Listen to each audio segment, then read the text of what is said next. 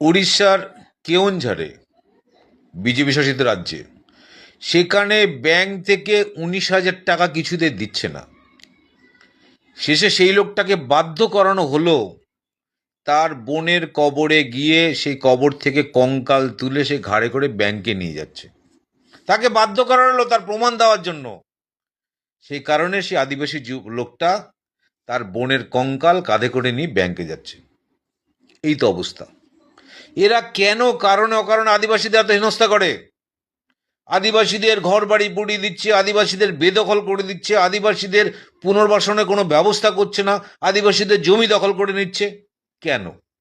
আদিবাসীদের ওপর এদের এত ঘেন্না কেন, এত বিদ্বেষ কেন? আদিবাসীদের এত ছোট করে এরা দেখে কেন? আমরা এর আগেও দেখেছি মধ্যপ্রদেশে বিজেপির একজন এমপি একটা আদিবাসী যুবকের মুখে ঝরঝর ঝরঝর করে প্রস্রাব করে দিল। এরা কোনো রাজ্যকে শান্ত করতে পারে না।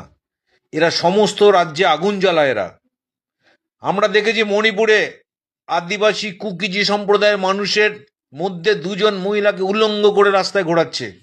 এখনো সেখানে কিরকম ভাবে আগুন জ্বলছে। এরা আগুন জ্বালাতে পারে, আগুন নেভাতে পারে না। মমতা বন্দ্যোপাধ্যায় ক্ষমতা আসবার আগে আমরা দেখেছি বামপন্থীরা যখন রাজত্ব করছিল 2005, 6, 8, 10 এই সময়টা সারা পশ্চিমবঙ্গে যে আগুন জ্বলছে, প্রত্যেক দিন জঙ্গলমহলে খুন খারাপি চলছে। দার্জিলিংয়ের প্রত্যেক দিন অফিস আদালতে আগুন জ্বলছে। মমতা বন্দ্যোপাধ্যায় ক্ষমতা আসবার সঙ্গে সঙ্গে কিন্তু সমস্ত আগুন নিভে বাংলায় একটা সুন্দর বাতাবরণে পরিণত হয়েছে। বাংলা শান্ত হয়েছে, আমরা সেই শান্ত বাংলায় আছি। আমি প্রত্যেক নাগরিককে অনুরোধ করব, কোনোভাবে এই বাংলার শান্তি যেন বিনষ্ট না হয়, বাংলার শান্তি যেন বিরাজ থাকে। সেই কারণে এই বিজেপিকে একটাও ভোট না,